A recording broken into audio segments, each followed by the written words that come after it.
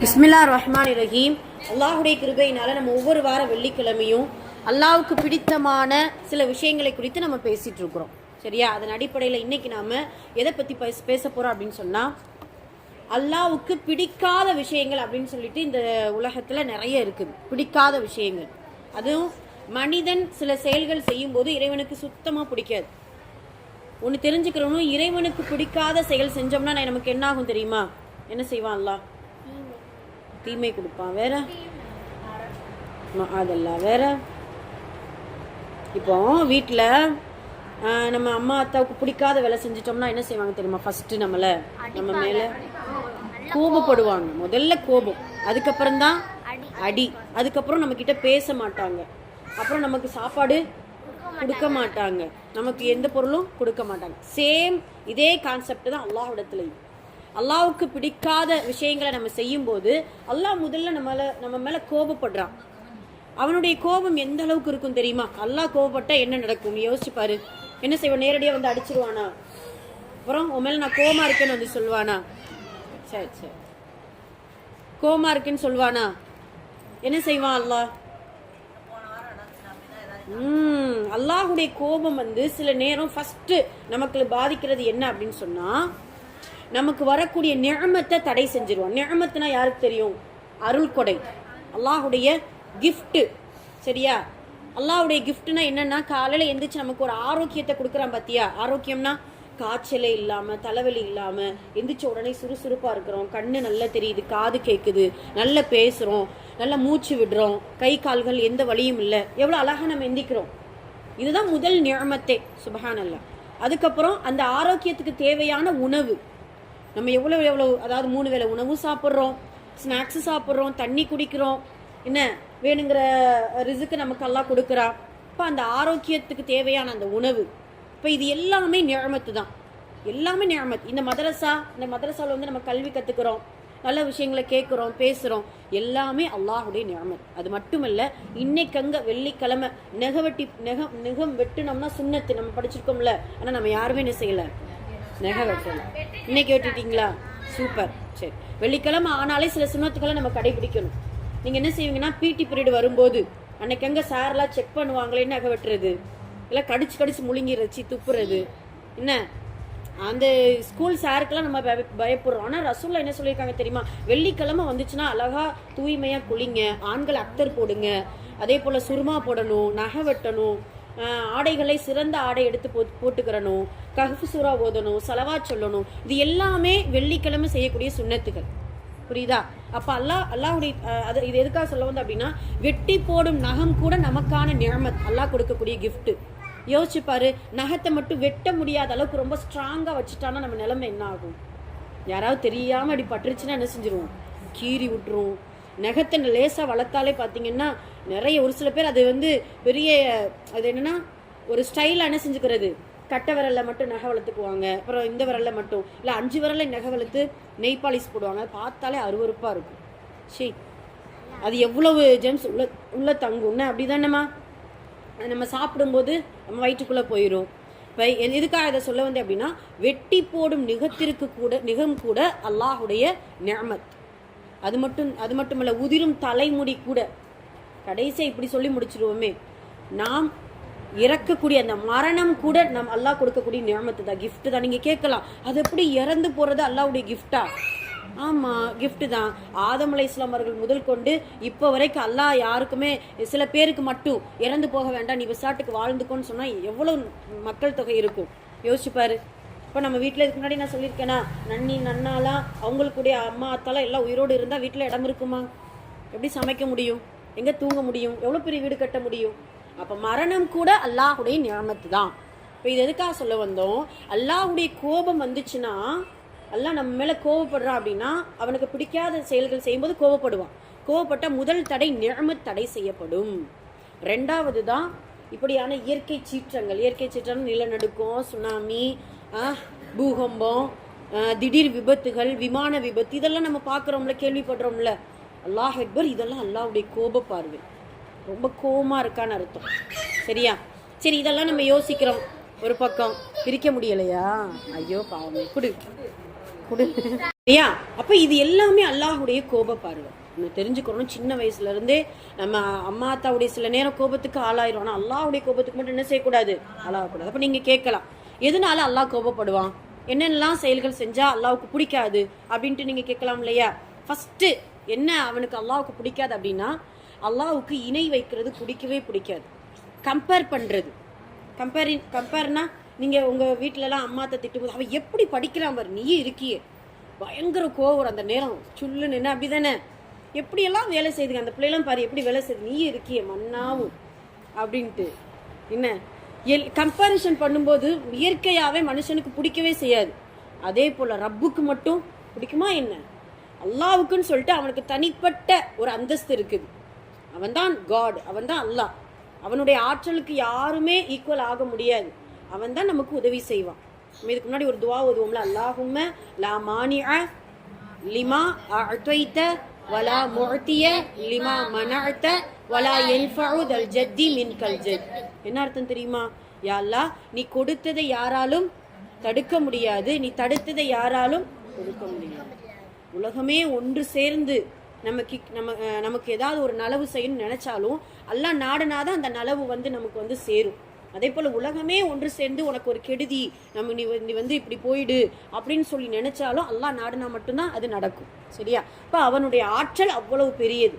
இப்ப இறைவனுக்கு இணை வைக்கவே என்ன செய்யக்கூடாது, கூடவே கூடாது. அந்த காலத்துலதான் அப்படிதான் இணை வச்சாங்க. இப்பயுமே நீங்க யோசிச்சு பாருங்க, இறைவனுக்கு இணை வைக்கிறதுனா என்னன்னு கேட்கலாம். நானே கேள்வி கேட்டு நானே பதில் சொல்லிக்கிறேன். இறைவனுக்கு இணை வைக்கிறதுனா என்னது யாருக்கு தெரியும், சொல்லுங்க பாப்போம். அதான்டா, நீ தமிழ்ல சொல்ற, நீ அரபுல சொல்ற. ஷிர்கு குஃபர். ஓகே, என்னது அப்படின்னா என்னது?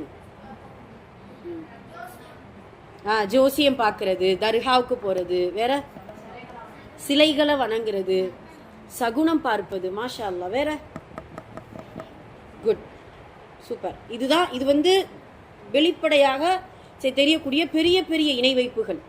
புரியுதா? இப்போ அவங்க சொன்னாங்க இல்லையா, சகுனம் பார்ப்பது.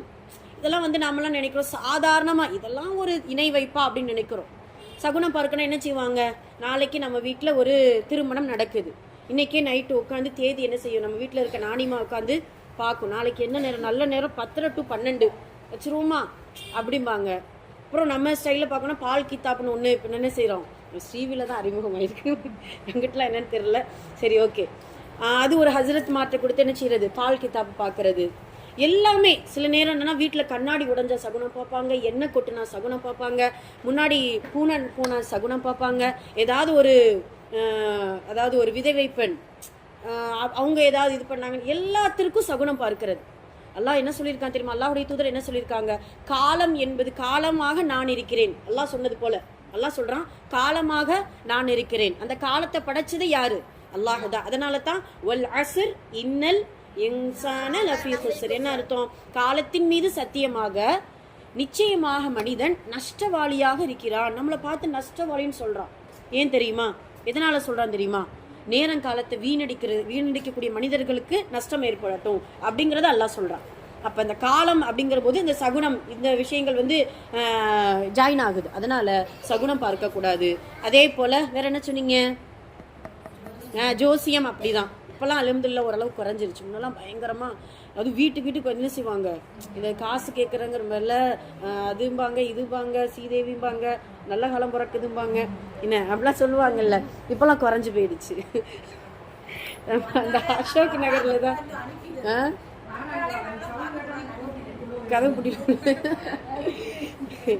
அல்ல அப்படியா? அதெல்லாம் மூடத்தனமான விஷயங்கள். சரியா? அதெல்லாம் என்ன செய்யக்கூடாது, நம்ம நம்ப கூடாது. புரியுதா? அப்ப நமக்கு நல்ல நேரம் கெட்ட நேரம் எதுவுமே கிடையாது. அதாவது இப்படி தெரிஞ்சு எந்த நாள் கெட்ட நாள் தெரியுமா? முன்னாடி சொல்லியிருக்கேன்.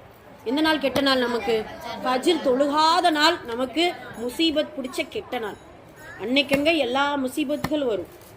ஸ்கூல்ல மிஸ் திட்டுவாங்க, என்ன அடி வாங்குவோம், ஏதாவது இது பண்ணும். அன்னைக்குங்க ஃபஜ்ர் தொழுகுவேன், சுப்ஹானல்லாஹ், சூப்பராக இருக்கும். நீங்கள் ஹோம்ஒர்க் செய்யாமல் போனாலும், அதுக்காக ஹோம்ஒர்க் செய்யாமலாம் போகக்கூடாது. ஒரு எக்ஸாம்பிளுக்கு சொல்கிறேன். சரியா? அப்போ இப்படி அல்லாஹு தாலா ஃபஸ்ட்டு இறைவனுக்கு இணை வைக்கிறது பிடிக்கவே பிடிக்காது. அதுலேயும் தர்கா வழிபாடு என்ன செய்யாது, அல்லாவுக்கு பிடிக்காது. சரியா? அதாவது ஒரு கபரையோ ஒரு மக்பரா ஒரு மன்னரையோ போய் அவங்களிடத்துல ப்ரே பண்றது, அவங்களிடத்துல துவா கேட்கறது, அவங்களுக்கு சஜ்தா செய்யறது, அவங்களுக்கு நேர்ச்சை செய்யறது அப்படிங்கிற எதுவுமே அல்லாஹ்வுக்கு பிடிக்காது. நேர்ச்சை என்பது அல்லாஹ்வுக்குரியது, சரியா? அதனால இப்படியான விஷயங்களை நம்ம தவிர்த்துக்கிறோம். இந்த தர்கா அப்படின்னு சொல்லும்போது அவங்க அடக்கம் செஞ்சிருக்கவங்களாம் என்னது அவுலியா அப்படின்னு சொல்லுவாங்க. அதாவது அல்லாஹ்வுடைய நேசர்கள். அல்லாஹ்வுடைய நேசராகவே இருக்கட்டுமே, நமக்கும் இறைவனுக்கும் இடையில யாருமே வேண்டாம். நாம கையேந்தி துவா செஞ்சாலே அல்லாஹ் கேட்டுக்குவோம். மூசா நபி என்ன பண்ணாங்க தெரியுமா? ஒரு நாள் அல்லாஹ், யா அல்லாஹ் இது நீ செய்யறது நியாயமா அப்படின்னு கேட்டாங்க அல்லாஹ்விடத்துல. என்ன நான் செஞ்சேன்? யா அல்லாஹ், ஒரு நல்லடியான் உன்னை அழைக்கிறான், ஒரு நல்லடியான் உன்னை அழைக்கிறான், யா அல்லாஹ் அப்படின்னு அழைக்கிறான். அவன் அழைக்கும் பொழுது லேட்டா நீ பதில் கொடுக்குற, அதாவது பதில் கொடுக்குறேன். எப்பயுமே நம்ம இறைவன் அழைச்சா கண்டிப்பா என்ன செய்வோம்? பதில் கொடுப்பானா என்ன அர்த்தம்? நமக்கு சொன்ன உடனே யா அல்லாஹ்னு சொன்ன உடனே சொல்லி நான் சொல்லுவான் கிடையாது. நம்ம துவாவை என்ன செய்வான்? சில நேரம் கபுலாக்குவான், அதுக்கான நன்மைகளை கொடுப்பான், அதுக்கான மாற்றத்தை கொடுப்பான். ஆனா மூசா நபி சொல்றாங்க, ஒரு தீயவன் அழைத்தால், ஒரு பாவி அழைத்தால் லபைக் யா அபுதி அப்படின்னு சொல்றியே, டக்குன்னு லபைக் யா அபுதி, என் அடியானே இந்த வந்துட்டேன் நீ சொல்லு அப்படின்னு நீ சொல்றியே, இது என்ன நியாயம் அப்படின்னு கேட்கிறான். புரியுது? அப்படிதானே? நல்லவங்க அழைச்சா அல்லாஹு தாலா லேட்டா என்ன செய்யறான்? அவங்களுக்கு அழைப்புக்கு பதில் கொடுக்கறான். தீயவர்கள் பாவிகள் அழைச்சா ஏன் உடனே அல்லாஹ் லப்பைக் யா அபுதீன் 3 தடவை சொல்வானா? அப்பதான் அல்லாஹு தாலா மூசா நபிட்ட சொல்லுவாங்களாம், மூசா நீங்க நல்லடியான் என்ன செய்வான் அப்படின்னா, நான் நல்லவன் அதனால அல்லாஹ் என்னை மன்னிப்பான், நான் கூப்பிட்டா நான் பதில் கொடுப்பான்ட்டு அவன் நல்லவன் அப்படின்ட்டு நன்மை மேல ஆதரவு வச்சு என்ன அழைக்கிறான். ஆனா தீயவன் என்ன செய்யறான் தெரியுமா? ஒரு பாவி, யா அல்லாஹ் உன்னை தவிர யாருமே எனக்கு இல்லை, யா அல்லாஹ் நான் பாவம் செஞ்சுட்டேன், என்னை மன்னிக்கிறது உன்னை தவிர யாருமே எந்த இறைவனும் இல்லை, அதனால ஒரு பாவி அழைத்தால் உடனே நான் பதில் கொடுக்கிறேன் என்று அல்லாஹ் சொல்லி காட்டுறான், சரியா? அதனால இன்ஷா அல்லாஹ் நமக்கும் இறைவனுக்கு மத்தியில எந்த அவுலியாவோ எந்த இடைத்தரகரோ நீங்க போய் ரெக்கமெண்டேஷன் பண்ணுங்க. நீங்க போய் ரெக்கமெண்டேஷனோடு ஒரு காலேஜுக்குள்ளேயோ ஒரு ஸ்கூலுக்குள்ளேயே நுழைஞ்சன்னு நினைச்சுக்கோங்களேன், அவங்க பார்க்கக்கூடிய பார்வையை ரொம்ப தாழ்வா நம்மளை பார்ப்பாங்க. நம்ம ஒரு மதிப்பெண்ணோடு ஒரு கிரேடோடு நம்ம ஒரு காலேஜில் நம்ம ஜாயின் பண்ணுறோம்னு நினச்சிக்கோங்க, நம்ம கெத்தே வேற. அப்படி தானே? அதானே உண்மை. அது போலத்தான் அல்லாஹ்விடத்தில் நேரடியாக அல்லாஹ் இதை எனக்கு கபுல் செஞ்சு கொடு, இந்த காரியத்தை நிறைவேற்றி கொடு, உனக்காக நான் நோன்பு வைக்கிறேன், உனக்காக நான் நேர்ச்சை செய்கிறேன், உனக்காக நான் குர்ஆன் ஓதுறேன், உனக்காக தொழுகிறேன். இது எல்லாமே இறைவனுக்கும் நமக்குமான சம்பந்தமே தவிர நடுவில் ரசூல்லாவை கூட வைக்கக்கூடாது. அதனால தான் மதீனாவில் போனால் இன்ஷா அல்லாஹு தாலா எல்லாருக்குமே அந்த ரவுலா ஷெரீஃப் சந்திக்கக்கூடிய பாக்கியத்தை கொடுக்கணும். மதீனா தானே ரசூலா இருக்காங்க. ரசூலா அடக்கம் செய்யப்பட்ட ஊர் அது மதீனா. அதுக்கு பேர் என்னது யாருக்கு தெரியுமா? ரவுலா ஷெரீஃப். சுப்ஹானல்லாஹ். அங்கே போய் கையேந்து நாள் நினச்சிக்கோ, என்ன செய்வான் அந்த போலீஸு? இப்படி தட்டி விட்டுருவாரு. கையேந்த கூடாது. யார்கிட்ட? ரசூலுல்லாட்ட. அவங்க கபருக்கு முன்னாடி கையேந்தினால டக்குன்னு தட்டி விட்டுருவாங்க. இப்போ ரசூலுல்லாவை விடையா தர்காவில் இருக்கவங்க ரொம்ப சிறந்தவங்க? யோசிக்கணுமா இல்லையா? அதனால இன்ஷா அல்லாஹ் இப்படி இறைவனுக்கு இணை வைக்கக்கூடிய விஷயம் அல்லாஹ்வுக்கு பிடிக்கவே பிடிக்காது, சரியா? அப்போ ரெண்டாவது என்ன? முதல்ல இதுதான். ரெண்டாவது என்ன விஷயம் அப்படின்னு சொன்னா, அல்லாஹ்வுக்கு ஹராமான செயல்கள் செஞ்சா பிடிக்காதுப்பா. மார்க்கத்தில் இதெல்லாம் ஹராம். முதல்ல ஹராம்னா என்ன டெஃபினிஷன் சொல்லுங்க. ஹராம்னா என்ன? தடுக்கப்பட்டது, அதாவது அனுமதிக்கப்படாதது, அதுதான் ஹராம். எது இதெல்லாம் ஹராம் அப்படின்னு சொல்லலாம்? என்னம்மா? நெகத்தை கடிக்கிறது ஹராமா? அது மக்ரூஹ். அது வெறுக்கத்தக்க செயல், சரியா? செய்யக்கூடாது, அது ஹராம் இல்ல, மக்ரூஹ், வெறுக்கத்தக்க செயல், சரியா? வேற பிஸ்மில்லா சொல்லி அறுக்கப்படாத இறைச்சி என்ன செய்யக்கூடாது? சாப்பிடக்கூடாது, அது ஹராம். வேற வட்டி வாங்குறது கொடுக்கறது ஹராம். வேற அந்நிய ஆணையோ பெண்ணையோ பார்க்கறது ஹராம். நிறைய விஷயங்கள். உணவுல ஹராம் இருக்கு, ஆடையில ஹராமான ஆடை இருக்கு. பெண்களுடைய ஆடை ஹராமான ஆடை எது? இறுக்கமா போடுறது, கண்ணாடியா மெல்லிய ஆடையா போடுறது, அரைகுறை ஆடைகள் போடுறது, என்ன, இது எல்லாமே ஹராமாக்கப்பட்ட ஆடை. புரியுதா? அப்ப எல்லா செயல்கள்லயும் அல்லாஹு தஆலா சில ஹராமான செயல்களை நமக்கு கொடுத்துருக்கான். அதனால ஹராமான செயல்களை செய்யும் போது அல்லாஹ்வுக்கு பிடிக்கவே செய்யாது. அந்த ஹராம்ல இருந்து என்ன செஞ்சுக்கிறணும்? தவிர்த்துக்கிறணும். இதுக்கு உதாரணமா ரசூலுல்லாஹ் என்ன சொன்னாங்க தெரியுமா? ஒரு ஆடு இருக்கு, ஆடு, சரியா? அந்த ஆடு என்ன செய்யுதான்? ஒரு வேலி பக்கம் மேய ஆரம்பிக்குது. ஒரு வேலி பக்கம் பசும்புல்லா மேய ஆரம்பிக்குது. ரசூலுல்லாஹ் சொல்றாங்க, அந்த வேலிக்குள்ள விழுகக்கூடிய ஸ்டேஜ் மாதிரி ஓரமா மேய ஆரம்பிக்குது. அப்ப அந்த ஆடு என்ன செய்யும்? கண்டிப்பா ஸ்லிப்பா என்ன செஞ்சிடும்? அந்த வேலைக்குள்ள விழுந்துரும். அப்ப நம்ம என்ன செய்யறோம்னா, இதை சொல்லிட்டு ரசூலா சொல்றாங்க, மனிதனும் இப்படித்தான், ஹராமுக்கு போக மாட்டான், ஆனா ஹராம் லேசா செஞ்சு பார்ப்போமே, லேசா பேசி பார்ப்போமே, லேசா அந்த வாங்கிக்கிருவோமே அப்படின்னு சொல்லும் போது அதுக்குள்ளே நம்ம என்ன செஞ்சிடறோம், போயிடும். அல்லா பாதுகாக்கணும். அது போலதான் மொபைல் அப்படிதானப்பா இருக்குது. நம்ம படிக்கணும்னு எடுக்கிறோம், கன்றாவியெல்லாம் என்ன செய்யுது மொபைல்ல வருது. ஆனா நீங்களாம் உண்மைக்கே ரொம்ப ரொம்ப உங்களுடைய தலைமுறைகள் பார்த்தீங்கன்னா எங்களுடைய தலைமுறைகளை விட உங்களுடைய தலைமுறைகள் ரொம்ப பெஸ்ட்டு. ஏன் தெரியுமா, எங்களுடைய காலத்துலலாம் இப்படி கெட்டு போகக்கூடிய எந்த இன்ஸ்ட்ருமெண்ட்டும் கிடையாது, எந்த கேஜஸும் கிடையாது. ஆனால் இதிலிருந்து நீங்கள் மீண்டு வரணும் பார்த்தீங்களா, உண்மைக்கே சவாலான ஒரு தைரியமான ஆள்கள் தான் நீங்கள் எல்லாருமே. சுபஹானல்லாஹ். அதில் ஒரு பாராட்டு விழாவே என்ன செஞ்சிடலாம், வச்சிடலாம். ஆனால் என்ன அப்படின்னு சொன்னால், எங்கள் தலைமுறையோடு அம்மா பெற்றோர்களுடைய பேச்சை கேட்கக்கூடிய பிள்ளைகள் எல்லாம் முடிஞ்சிட்டாங்க. என்ன, பெற்றோர்களை பேச்சை கேட்ட முதல் தலைமுறையும் நாங்கள் தான், பெற்றோர்கள் பேச்சை கேட்காத முதல் தலைமுறையும் அப்படி ஆயிடுச்சு. அப்படிலாம் இல்லைன்னா நம்ம பிள்ளைங்களா நல்ல பிள்ளைங்க, அப்படி தானே? ஓகே, ஹைரலம் என்னடா இல்லையாஸ், போதும் வித்த காட்டுறதெல்லாம் போதும். சரிப்பா, சரி. இப்போ எதை பற்றி பேசிட்டு இருந்தோம், ஹராம். அப்போ ஹராமை செய்யும்போது அல்லாவுக்கு என்ன செய்யாது, பிடிக்காது. சரி, இது ரெண்டாவது விஷயம்.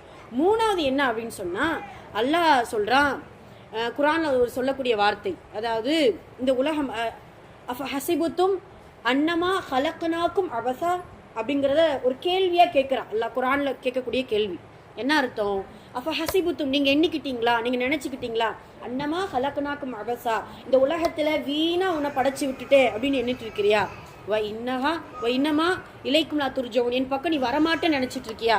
என்ன சொல்ல வரான்னு தெரியுமா, துனியாவில் உன்னை பிறக்க வச்சேன், உன்னை நடக்க வச்சேன், உன்னை வளர வச்சேன், அறிவை கொடுத்தேன், வசதி வாய்ப்புகளை கொடுத்தேன், எல்லாம் கொடுத்தும் என்னை வணங்காமல் நேரத்தையும் காலத்தை வீணடிச்சிட்டு இருக்க அப்படின்னு சொன்னால் படிங்க போங்க. மாஷா அல்லாஹ். கவனிக்கணும், கவனமே இருக்க மாட்டேக்கே. சரி, இப்போ குர்ஆன்ல அல்லாஹ் என்ன சொல்கிறா அப்படின்னா, ஹசிபுத்தும் நீங்கள் எண்ணிக்கிட்டீங்களா அன்னமா ஹலக்னாக்கும் அபசா இந்த உலகத்தில் நான் சும்மா படைச்சு உனக்காக பூமியையும் பிரம்மாண்டமான வானத்தையும் சூரியனையும் சந்திரனையும் கடலையும் காற்றையும் எல்லாம் படைச்சிருக்கேன்ல. யாருக்காக எல்லாம் படைச்சிருக்கான், நமக்காக. சூரியன் இல்லைன்னா நம்மளால வாழ முடியுமா, காற்று இல்லாமல் வாழ முடியுமா. இப்போ இது எல்லாம் படைச்சிட்டு இறைவனை வணங்காம நேரத்தையும் காலத்தை வீணடிச்சிட்டு இருந்தனா அல்லாவுக்கு சும்மா சோம்பேறியா ஏதோ காலையில் எழுந்திரிச்சோம், சாப்பிட்டோம், விளையாண்டோம், தூங்கணும் அப்படின்னு இருந்தால் அல்லாஹ் பிடிக்கவே செய்யாது. காலங்களை என்ன செய்யக்கூடாது, வீணடிக்கக்கூடாது. ஒவ்வொரு நிமிஷமும் நமக்கு ஒரு உயிர் போல. எந்த அளவுக்கு அப்படின்னு சொன்னால், அதுக்கு ஒரு உதாரணம் எதுவும். சரி, அதனால இன்ஷா அல்லாஹ் என்ன செய்யக்கூடாது, நம்மளுடைய ஆயுள் காலத்தை சரியான முறையில் கழிக்கணும். நீங்கள் 7 வயசு, உங்களுக்கு ஒவ்வொரு வயசில் இருப்பீங்க, 5 வயசில் இருக்கீங்க, 7 வயசில் இருக்கீங்க, 12 வயசில் இருக்கீங்க, நம்ம 20 வயசு 30 வயசு 40 வயசுக்குள்ளே நம்ம என்ன செஞ்சுருக்கிறதுக்குள்ளே இருந்துட்டு இருக்கிறோம். சரியா, ஒவ்வொரு வயசுலையும் அல்லாஹு தஆலா ஒரு சில வேலைகளை நமக்கு கொடுக்குறான். 7 வயசு வரைக்கும் என்ன செய்வாங்க தெரியுமா, என்ன செய்யணும் தெரியுமா, நல்லா விளையாடலாம், தவறெல்லாம் கிடையாது, விளையாடலாம். 7 வயசு வரை விளையாண்டாதான் அந்த அந்த என்னது மூளை நல்லா சுறுசுறுப்பாக என்ன செய்யும். அதுக்காக படிக்காமலாம் விளையாடக்கூடாது, புரியுதா, படிக்கணும், ஆனால் நல்லா என்ன செய்யணும், விளையாடணும். 7 வயசுலேருந்து 14 வயசு வரைக்கும் எல்லாத்தையும் கவனிக்கணும், அப்சர்வ் பண்ணணும். என்ன நடக்குது இந்த உலகத்தில், என்ன பேசுகிறாங்க, டீச் பண்ணும்போது, அதாவது யாராக இருந்தாலும் நம்ம மதரசாவில் சொல்லக்கூடிய பயானாக இருந்தாலும் சரி, ஸ்கூலில் சொல்லக்கூடிய விஷயங்களாக இருந்தாலும் சரி, கவனமாக கவனித்து சிந்திக்க ஆரம்பிக்கணும், கேள்வி கேட்க ஆரம்பிக்கணும். 7 வயசுக்கு மேலே என்ன செய்யணும், கேள்வி கேட்கணும், நல்லா புரிஞ்சுக்கிறணும், அதை மற்றவங்ககிட்ட எடுத்து சொல்லணும். இந்த வயசுலலாம் ஃபுல்லாக அப்சர்வேஷன், எல்லாத்தையும் புரியக்கூடிய வயசு. 14 வயசுலேருந்து 21 22வது வயசு வரைக்கும் நல்ல முறையில் உன்னுடைய கல்வை பாதுகாத்துக்கிறது. அடிக்கடி நான் சொல்லியிருக்கேன் இல்லையா, அந்த வயசு, அந்த டீனேஜ்னு சொல்லுவோம் இல்லையா, அந்த வயசில் ரொம்ப ரொம்ப ஷார்ப்பாக இருக்கணும். எந்த அளவுக்கு அப்படின்னு சொன்னால், அந்த நேரத்தில் தான் மார்க்க சில சட்டதிட்டங்களை அதிகமாக தெரிந்து கொண்டு அதன் வழியில் நடக்கக்கூடியவங்களாக இருக்கணும். கரெக்டாக 7 வயசுலேருந்து தொழுகை என்ன செஞ்சிடணும் ஆரம்பித்தோம்னா, உங்களுக்கு 14 வயசுக்கு மேலே அந்த எந்த வசுவசாவும் வராது. ரசூல்லா சொல்லியிருக்காங்க. அதனால தான் 7 வயசுல இருந்து தொழுகையை நீங்க ஏவுங்க பிள்ளைங்களுக்கு. 10 வயசுல தொழுகலைன்னா என்ன செய்யணும், அடிக்கணும். அப்துல் பேசக்கூடாது, சரியா? ஆமா. அப்ப அந்த தொழுகை தான் அந்த ஏஜை நம்ம கரெக்டான முறையில் கொண்டு போயிடும். அந்த ஏஜில் மட்டும் நம்ம ஜெயிச்சு அதுக்கு மேலே வந்துட்டோம்னு நினச்சிக்கோயேன், நீங்கள் கேளேன், ஒரு 30 வருஷம் இன்ஷால்லா நீங்கள் படிக்கிறீங்க, நல்ல ஒரு ஃபீல்டுக்கு இன்ஷால்லா போகணும், எல்லா கல்விகளையும் உலக கல்வியாக இருந்தாலும் சரி, மார்க்க கல்வியாக இருந்தாலும் சரி, நல்ல ஒரு எண்டுக்கு நல்ல ஒரு இதுக்கு போகணும் அப்படின்னு சொன்னால் கஷ்டப்பட்டு படிக்காத, இஷ்டப்பட்டு படிக்க பிள்ளைங்க. எதுக்கு கஷ்டப்படணும்? 30 வருஷம் நல்லா இருக்கும்னு நினச்சிக்கோங்க. இப்போ இருந்து இஷ்டப்பட்டு படி, 3 வருஷம் 4 வருஷம் நல்லா இஷ்டப்பட்டு படியேன். சுப்ஹானல்லாஹ். நல்லா மறுபடியும் சொல்ல, அதாவது ஒரு பட்டிமன்றம் கூட நடந்துச்சுல, கற்றவர்களுக்கு செல்லுமிடமெல்லாம் சிறப்பு, கல்லாதவர்களுக்கு செல்லுமிடமெல்லாம். சரியா? அப்படி கிடையாது. இருந்தாலும் அல்லாஹ்வே குர்ஆன்ல என்ன சொல்ல கம்பேர் பண்றான். அல்லாஹ்வுக்கு வந்து சில விஷயங்களை கம்பேர் பண்றது பிடிக்காது. இப்போ நாம மனுஷங்களுக்குள்ள எப்படி கம்பேர் பண்ணுவோம்? நான் பணக்காரன், நீ ஏழை, அப்படிதானே? சத்தமா சொல்லு. அப்படி கம்பேர் சில நேரம் பார்ப்பாங்க, ரொம்ப இதுவாக பார்ப்பாங்க. அப்படிலாம் என்ன செய்யக்கூடாது. ஆனால் அல்லாஹ் இந்த விஷயத்துல மட்டும் அவன் வந்து கம்பேர் பண்ணி பார்க்குறான். நீ படிக்கிறவன், நீ படிக்காதவன், எல்லாம் கம்பேர் பண்ணி பார்க்குறான்ப்பா. படிக்காதவங்களுக்கு எந்த வேலையுமே இல்லை, புரியுதா? அதனால இந்த வயசுலயே படிப்புல ரொம்ப கான்சன்ட்ரேட்டா இருக்கணும் இன்ஷா அல்லாஹ். எந்த படிப்பா இருந்தாலும் சரி, அது நல்ல பயனுள்ள இதுவா இருக்கணும். சரியா? அப்ப இது எதுக்காக சொல்ல வந்து அப்படின்னா, இப்படி 14 வயசுல இருந்து 21 வயசு வரைக்கும் நல்ல முறையில நீங்க உங்களுடைய ஏஜை, அந்த வயசை நல்ல பாதுகாப்பா கொண்டு போய்க்கிறோம். இது எதுக்காக சொல்ல வந்து, 3வது விஷயம் அல்லாஹ்வுக்கு பிடிக்காதது வீணாக நேரத்தையும் காலத்தையும் கழிப்பது, செலவு பண்ணுவது. அதே போல 4வது விஷயம் என்ன அப்படின்னு சொன்னா, ரொம்ப ரொம்ப முக்கியமானது, அல்லாஹ்வுக்கு கட்டுப்படாம, அல்லாஹ்வுடைய கட்டளைக்கு கீழ்ப்படியாம இருக்கிறது அல்லாஹ்வுக்கு சுத்தமா பிடிக்காது. யோசிச்சு பாரு, அம்மா சொல்லுவாங்க இப்படிலாம் செய்யாத, அமைதியாரு அப்படின்னு சொல்லுவாங்க. ஆனா நம்ம கேட்க மாட்டோம். எவ்வளோ கோவம் வரும். வீட்டில் ஸ்கூல்ல டீச்சர் சொல்லுவாங்க அமைதியா இருங்க, படிங்க, பேசாதீங்கன்னு சொன்னா கேட்க மாட்டோம். அந்த நேரம் எவ்வளோ கோவம் வரும். இங்கே அப்படி தானே? ஆமா. அப்ப அல்லாஹு தஆலா சில விஷயங்களை இதெல்லாம் நீ செய்யக்கூடாது அப்படின்னு சொன்னா அதை செய்யவே கூடாது, அவ்வளவுதான். அதே போல அல்லாஹ்வுடைய கட்டளை, ஃபர்ஸ்ட் கட்டளை என்ன தெரியுமா? குர்ஆன்ல அடிக்கடி வரக்கூடிய ஒரு கட்டளை என்னன்னா, அகீமுஸ் ஸலாத். என்ன செய்யணும்? தொழுகைய நிலைநாட்டணும். மறுபடியும் சொல்றேன், இந்த தொழுகையில மட்டும் இன்னமும் நாம எல்லாருமே தான் ரொம்ப ரொம்ப பலகீனமா இருக்கிறோம். தொழுகலை பல காரணங்கள் சொல்லிட்டு இருக்கிறோம். ஏன் தொழுகலை? எல்லாம் ஸ்கூலுக்கு போயிட்டேன். ஏன் தொழுகலை? எனக்கு உடம்பு சரியில்லை. ஏன் தொழுகலைன்னா மறந்துட்டேன். எவ்வளோ விஷயங்கள் இருக்கு. அப்போ இந்த காரணத்தில் எல்லாம் ஏற்றுக்குருவானா? ஏற்றுக்க மாட்டான். தொழுகிறதுல என்ன கஷ்டம் யோசிச்சு பாருங்க. சில நேரம் நம்ம ஏன் தொழுகலைன்னு கேட்டால் ஒரு சில பேர் என்ன சொல்லுவீங்க சொல்லுங்க பார்ப்போம். அதான் சொல்லும்போது என்ன சொல்லுவாங்க? அஸ்ஸலாத்து ஹைரும் மினன் நௌம் அப்படின்னு சொல்லுவாங்க. நௌம் அப்படின்னா தூக்கம். தூக்கத்தை விட தொழுகை மேலானது. கரெக்டு தான். தூக்கம் எப்போ வேணாலும் தூங்கிக்கிறலாம். யோசிச்சு பாரு, நினைச்சா என்ன செஞ்சுக்கிறலாம், டயர்டானா தூங்கிக்கிறலாம். ஃபஜ்ர் விடுபட்டு போச்சுன்னு நினச்சிக்கோ, என் கலாலாம் செய்யவே கூடாது, செய்ய முடியாது. கலாவுக்கு வந்து ரொம்ப ரேர். அதெல்லாம் வந்து செய்யறதை விட அண்ணன் நேரத்தில் என்ன செஞ்சிடணும்? தொழுதுறணும். அப்போ அல்லாஹு தஆலா ஃபஜ்ர் 2 ரக்காயத்து தான் வச்சிருக்கா, ஃபர்ல் 2 ரக்காயத்து. அப்போ எவ்வளவு நம்ம அல்லாஹ்வுக்கு ரெஸ்பான்ஸ் கொடுக்குறோம் யோசிச்சு பாரு. என்ன ரெஸ்பான்ஸ் கொடுக்குறோம் இறைவனுக்கு? நல்ல மறுபடியும் சொல்றேன், 7 வயசுல இருந்து சிரமப்பட்டு கொஞ்சம் எந்திரிச்சிருங்க. டெய்லி நீ எந்திரிச்சு பழகிட்டேன்னா இன்ஷால்லா என்ன செய்யாது, ஃபஜ்ருக்கு தூக்கமே வராது. அம்மா ஆமா, நீங்களா எக்ஸாமுக்கு நல்லா எல்லாருமே படிக்கணும், நல்லா படிக்கணும். நீங்க நல்லா படிக்கிற பிள்ளைங்களுக்கான அடையாளம் என்ன தெரியுமா?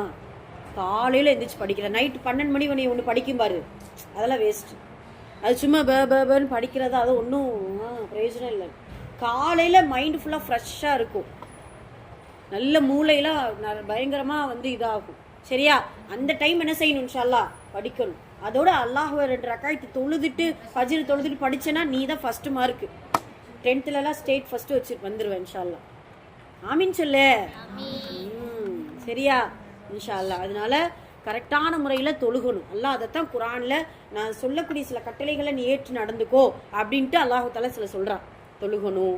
அதே போல நற்குணங்களை நிறைய உருவாக்கிக்கிறணும். நற்குணம்னா அடுத்தவங்களுக்கு உதவி செய்யறது, யாரையும் ஹெல்ப் பண்ணாம இருக்கிறது, என்ன பொய் சொல்லக்கூடாது. ஐயோ பாவமே. சரியா? நல்லா தொழுதுடலாமா எல்லாரும்? இன்னும் சவுண்டே வரலையே. இன்ஷா அல்லாஹ். ஆமா, சட்டு சட்டு தெரியுமா?